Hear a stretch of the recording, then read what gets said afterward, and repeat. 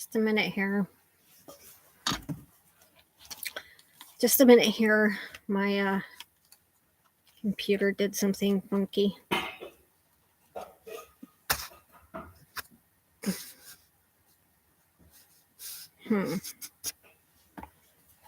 That's weird. I'm going to have to try again. Oh, wait. Here we go. Here it is. Okay. So, it's getting to be almost Halloween. Not positive if I'll see you till then. So, wearing one of my hats and a wand. Pretty cute. I'm not going to talk for long. I think I'm going to talk about mood enhancing events, and I don't know if that is an technical term, but that's what my nurse practitioner, psychiatrist, I'll just say psychiatrist because she's a psychiatric nurse practitioner, and I insist on seeing a female, and the only female went to do something else. So I went to the practitioner, and I like her a lot, and she seems to know what she's doing, and I've been with her for a long time. So I usually just say psychiatrist, just not to confuse people. So anyway, she said that's, when I had explained about something that happened, that I was already in a mood and something had happened. It was a depressing, I'm pretty sure, event. Like I was already depressed and something happened and it made me even more depressed, just like really put me over the edge there. And so she said, yeah, that's what we call, or I refer to as, a mood enhancing event. And that means you're already in the mood. It could be high, it could be low mood. And if things had gone without incident, you would have played it out. But something entered your life, some event, and it shot you up even higher or put you down even lower. And I really didn't know what to call these things, because I knew there was a difference between my bipolar depression and something that happens and I have depression because of it, because of the result, or something that happened, something somebody said. So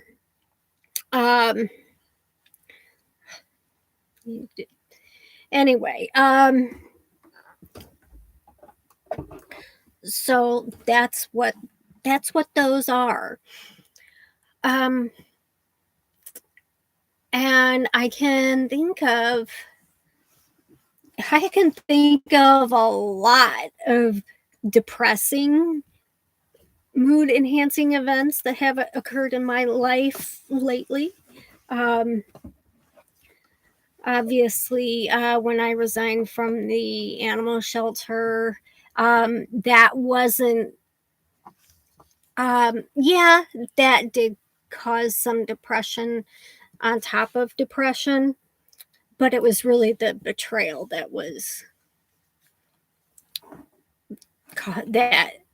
just layered it over and over on top of each other. Like when you're, not everybody would know this, but when you make some pastries and stuff, I watch too much baking shows. And you want layers, and so you fold and you fold and you fold. So when events keep folding on top of an already existing depression, it just makes it worse. And usually I can tell the difference, like, when I'm in it. I can say, "These symptoms are my bipolar, these symptoms are the event." Because my bipolar depression, um, I don't, um, cry. I'm not a crier during my depressions, but when events happen in my life, um, I do cry a lot, um, that make me upset. And, so my bi when I'm depressed bipolar wise, I tend to be very flat. I pretty much feel nothing. Um, and except for I actually will tend to feel bored after a while, and I just am waiting for this to end because of this fatigue. I can't do anything. I can't think anything through. Um, I can't follow anything like read a book or watch a TV show. It's just like, God, I can't wait to get out of this like cage. It feels stifling and heavy and um that's but when something happens in my life when I like um when someone hurts my feelings, I find out someone's been talking about me behind my back, and then being my friend to my face, um, things like that, really do make me like real life depressed, and I turn into a complete blubber, excuse me, blubberhead. Um, I mean, sob and can't breathe. And um, when I have a mixed episode, I do cry because I'm angry, not because I'm sad or depressed. It's out of anger. And and for some people, crying is the result of the response of a lot of um, emotions. Some people cry when they're happy, when they're angry, when they're sad, um, every emotion just about. And that is me. So, um, and it's really easy to, I think, to, especially after the fact, realize when you have to sift through, and it's important to look back, like when you've had a mood episode, to look back and think it through and come to terms. And that's where you meditate, journal, something like that. Um, so you can figure out, are there really things that are bothering you, or is it purely bipolar response? Um, and I'm sorry, I'm just kind of uncomfortable. I tried something new in the closet, which I do realize is kind of ironic.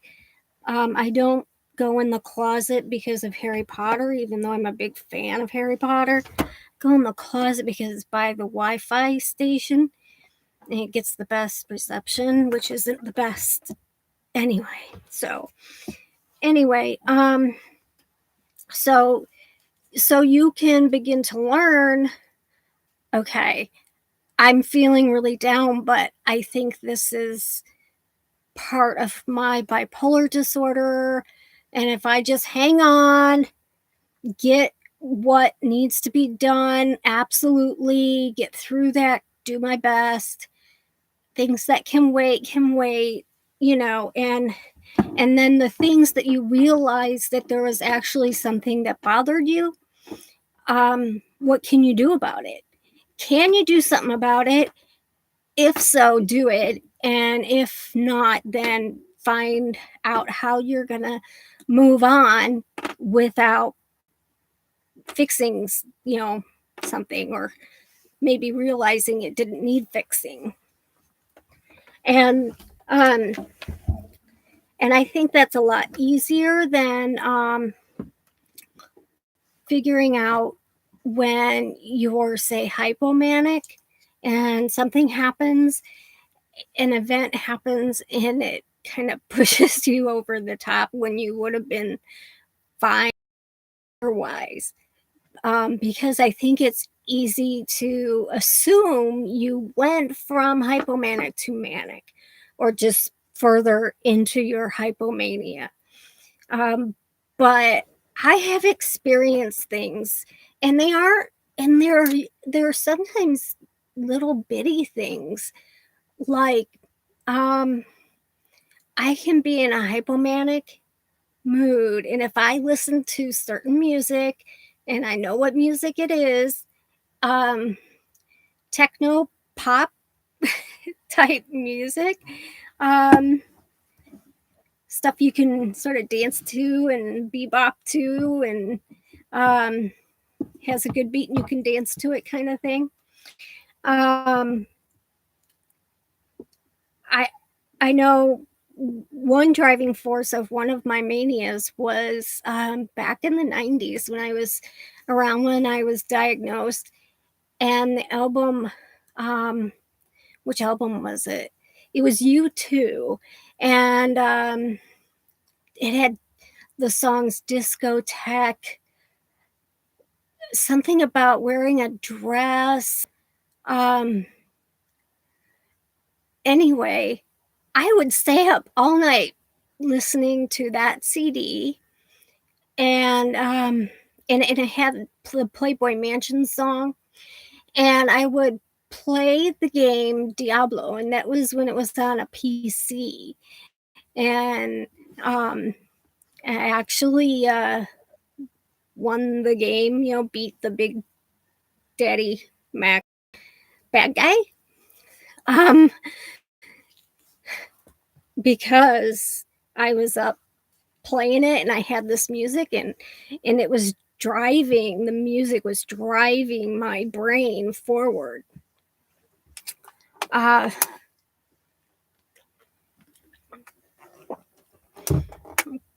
Another thing that could drive me forward is sunlight during the warm weather. Um, with the windows down, and I don't have to have any music on.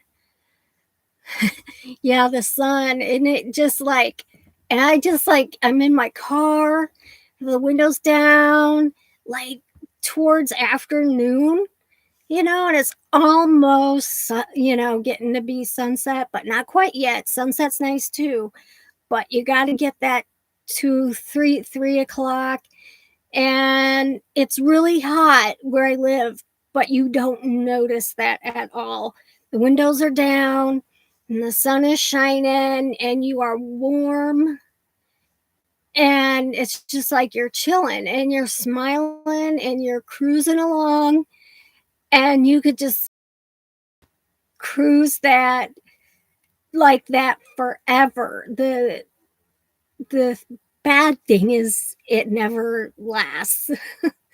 um, yeah, I noticed that with the sun, and my nurse practitioner, when I told her I got a sunlight box light for cold weather, periods where the sun was less, she said, "Be careful because you can go into a mania with those things." So, you have to be careful. Um, so, there are some other things that are, I would call them triggers, but they're little events. There is, I was already in a manic state, and I went to see this movie that I just really wanted to see.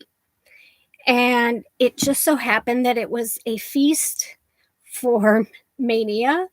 Um, it was a feast for the eyes, it was a feast for the ears. There was music, there was drama, but I mean, there was light and colors and sound, and it like clicked. It like fit like a Lego. And um I felt so good. It was the best I have ever felt. I was so high. And it was called Moulin Rouge. And I even, this is a dangerous movie for someone like me. And I don't remember exactly because I got that far. I'm good until I get to a certain point, and then I don't even remember the things I did. So, it's been a long time since I've been there, but um, I went to see this movie at least 25 times in 7 days, and I would bounce from theater to theater, and it was just like the best feeling in the world. I was just, my eyes were dancing, my ears were dancing, my brain was being just juiced up, you know? Yeah, I did not need any Monster energy drink. Um, this was pure, like, food for mania. I own the movie, but I don't watch it. I think about it, but I don't because I'm terrified of going there because the end result wasn't good. Um, I ended up completely out of control and making really bad decisions and in the hospital, lost my job, you know. Um, but I do put a little bit of, um, I think that movie was responsible, not like they made me do bad things. I'm just saying did have, it did, um, it was an event enhancing. It was a um, mood enhancing event. That's what I was saying. And I was like, every so often, I'm like, I'm gonna watch that and see if I feel that way again. And at the same time, I don't want to go there again, like the bad part that came after. But I also don't want to watch it and be like, what did I ever see in this movie? That would be a real bummer.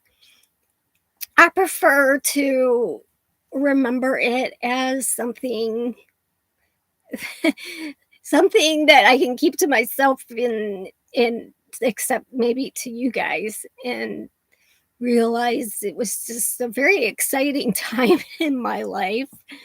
Um and I couldn't understand why, like, music music, visuals, and music are um mood enhancing to me. I remember having a friend over that I hadn't seen in a while, and there was this other movie that I was a little addicted to. But the music was, um I got the soundtrack, and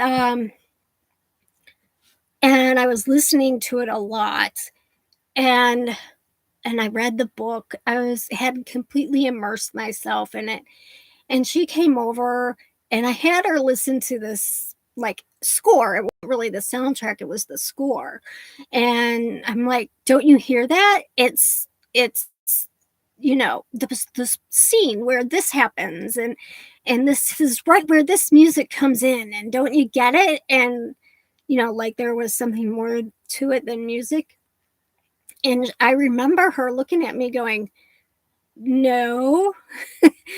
I'm, like, looking at her like she must be on a level below me. I'm better than everyone because I can see the connections and read the signs and things like that, and I often wonder if I didn't have music and possibly TV, would I still have such high highs? Or, I mean, I can it's so different, um, because with depression, music doesn't enhance my depression. Um, Sometimes it helps me describe or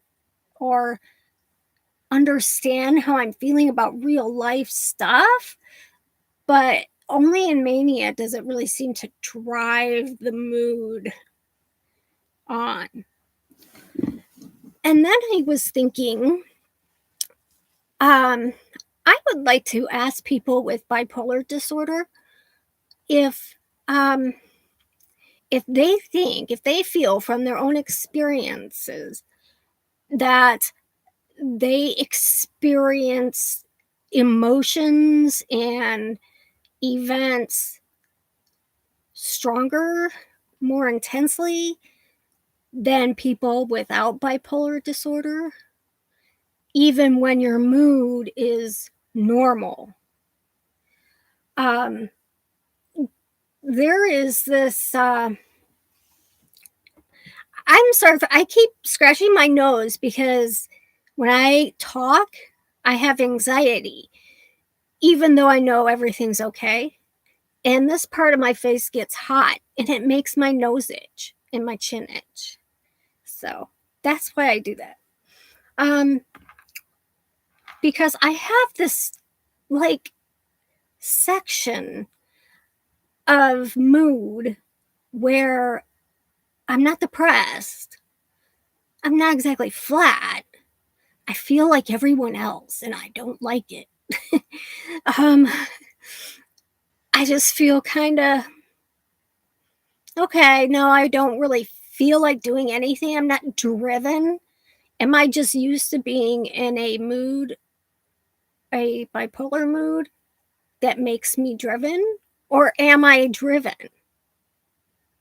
Do you understand what I mean? Um, do I just think I'm intelligent or am I really intelligent? Um, am I, and I know that I only visit this space in mood rarely.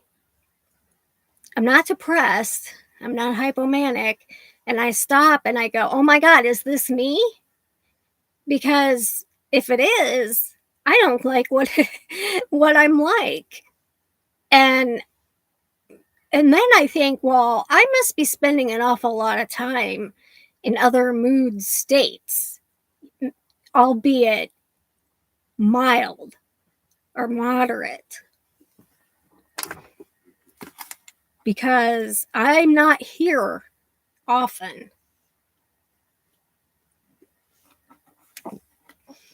And I would I think I would be okay with the occasional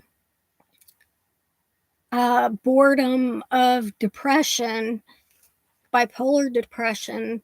I don't like real world depression. That's hard. Um,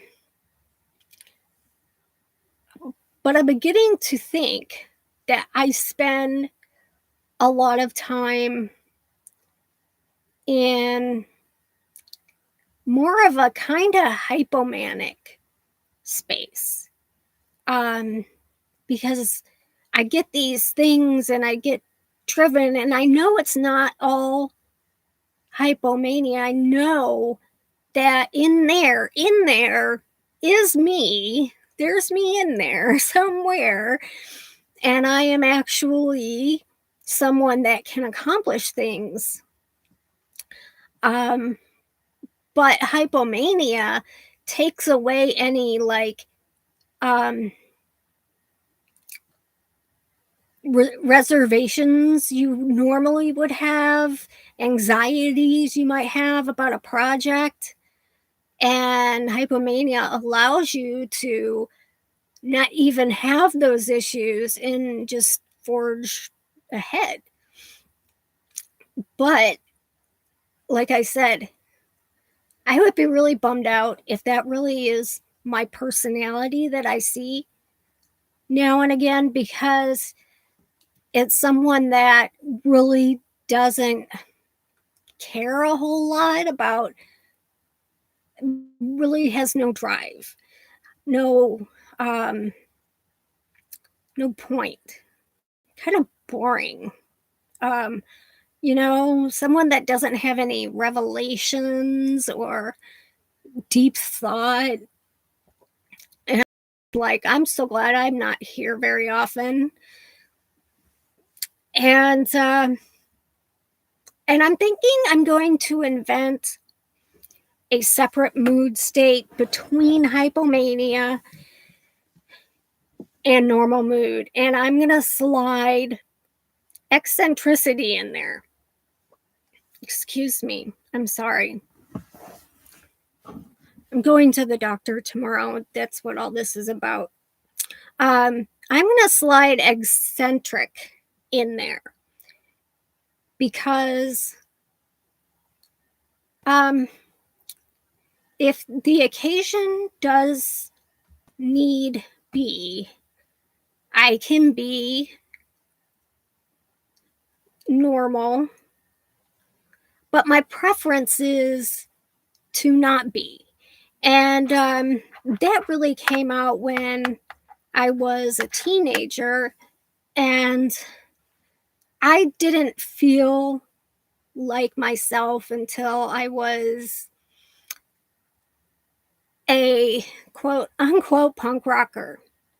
And I could do whatever I wanted to my hair. Um, now, this is before goth. We weren't piercing everything, but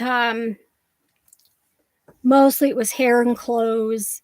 And I felt more comfortable doing that because I was expressing creativity and exploring, and experimenting. What happens if I die? So I never really lost that. And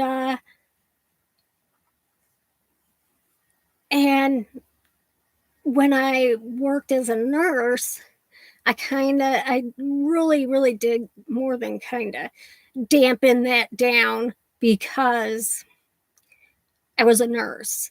And for your patients to trust you and feel comfortable with you, it's kind of important that you look a little bland.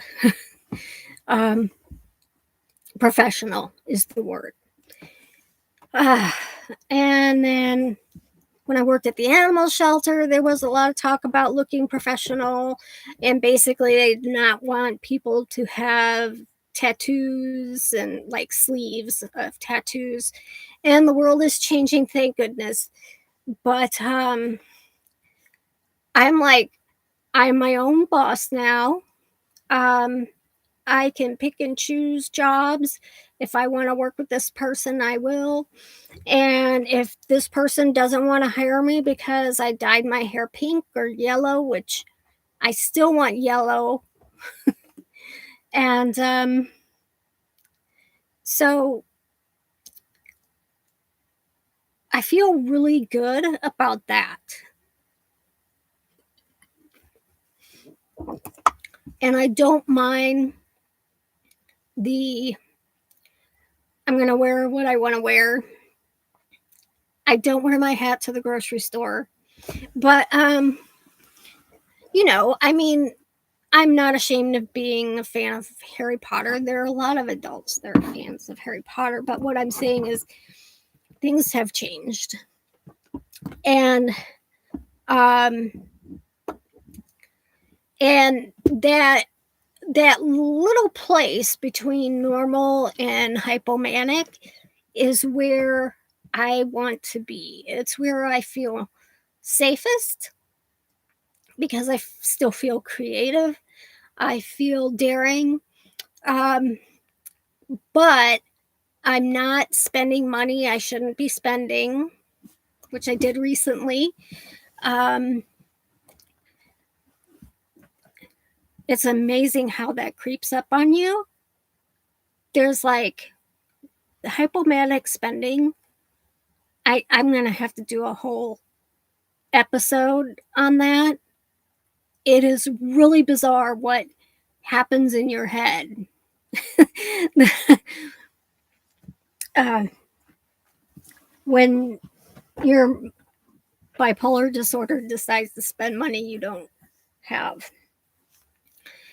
And anyway, so I think there's this little space, and that's where I would like to stay. Um, but I have what what is no fun is how little control you have of these events. These are all events that happen. They happen. Things that happen, I want to say to you, but some people look down on that phraseology, to you. Um, but there are things that happen that you have no control over. And if you happen to be in a certain mood state and somebody else decides to be a jack off and dump on you and enhance that depression, there's nothing you can do about it. That's the part that sucks. I mean, when I'm all left alone, I just sort of like, okay, I'm just going to sit here and wait for it to be over. But if somebody comes and dumps on me and makes me feel even worse when I already feel bland and flat,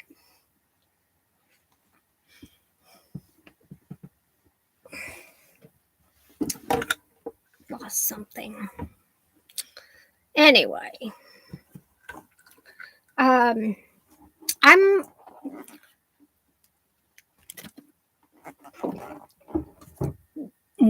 not way back, months ago when I was trying to take medication. I tried 2 medications to treat my hand tremor, and both of them put me in a really bad, dark, heavy, shadowy, no colors, gray place. Um,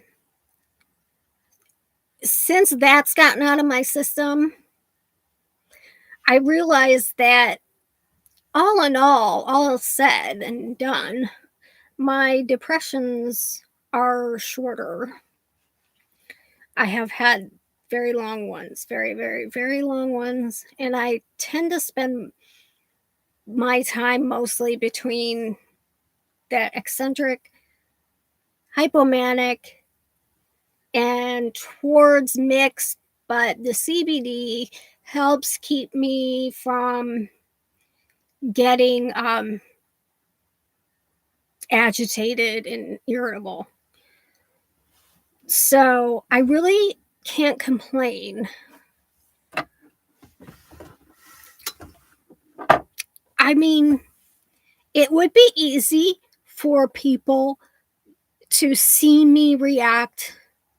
Say something happened, say someone betrayed me in some way, betrayed my confidence, or was talking about me, and I thought they were my friend. And yes, I'm 50 years old and still worry about something like that. Well, let's just say that happened, and it made me upset and maybe even made me a little irritable or agitated. Someone might just be like, "Oh, don't worry about her. She's bipolar. You know, she's going to overreact about everything." And I'm pretty sure that's how a lot of people in my community see me. Um, and that's not true. It's true that I have bipolar disorder, and it is true that I might be overreacting and being emotional, but that is my true personality. I'm paranoid about everybody and everything because I have a reason to be. People have shown me in my life that there is a reason to worry and be suspicious. So, and it can make one irritable and upset when proven correct. So, um, I would say that hypomania can be awesome, except for the spending thing. For me, um, I I'm glad I don't have other issues that some people do during their hypomanias and manias. Um, but it does it does bother me when people attribute every emotion I have to my bipolar disorder.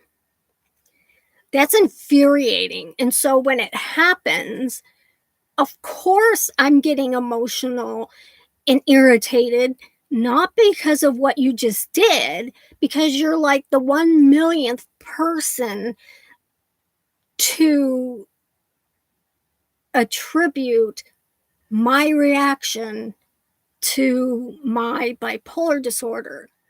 And it only makes me act that way when someone screws me over, worse and worse and worse each time. So, and like doctors can be the worst. They see that word bipolar on there, forget it. They are not going to take you seriously. And if you get upset about it, well, it's only proven them right, right?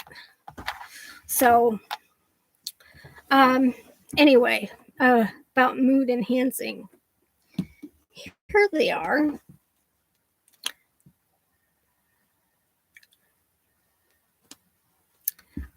I don't find plain nature to be very mood enhancing. I find it to be actually quite soothing. Late nighttime, if I'm already in a mania and there's no going to sleep, walking the streets in the middle of the night is both mood enhancing and soothing at the same time. I don't know how that happens, but it does. And I've never enjoyed mornings. Sunrises are not my thing. I like when it gets to be about 3 o'clock. I don't like winter. I do like snow. Let's see. Other mood enhancing. Um,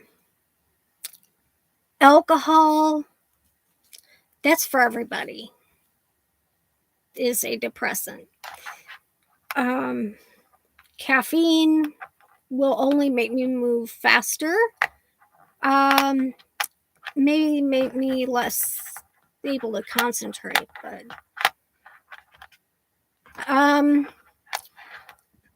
being in love, is that mood enhancing?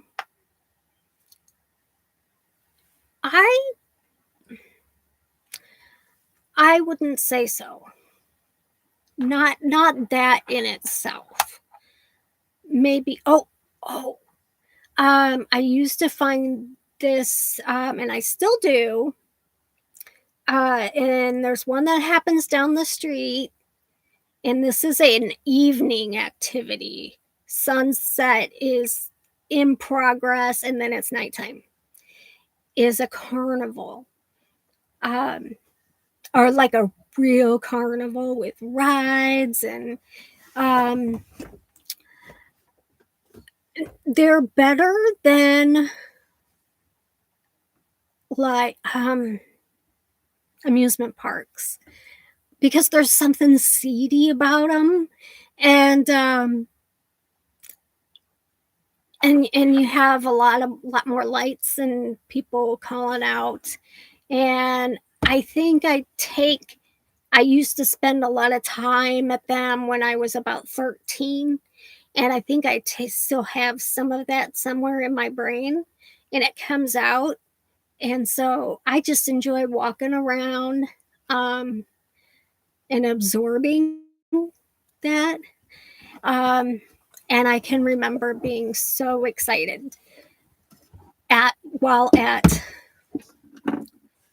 the carnival. I love I love lights. My room has lots of lights, and those LED lights and glowing lights and flashing lights. And those are mood enhancing events. Um,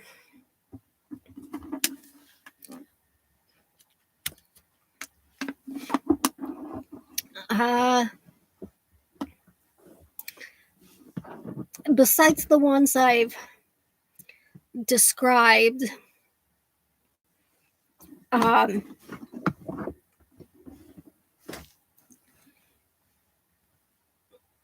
besides the one I've described, I don't think there are much. Um, anyway, so I have to get up early, so I have to go. I don't have anything more to say anyway. Um, anyway, it was nice talking to whoever was here. Hi, Eric. Goodbye, Eric. Good night. Um, and if you liked my live video, please hit subscribe and notifications. And comment anything. I love comments. All right. Good night.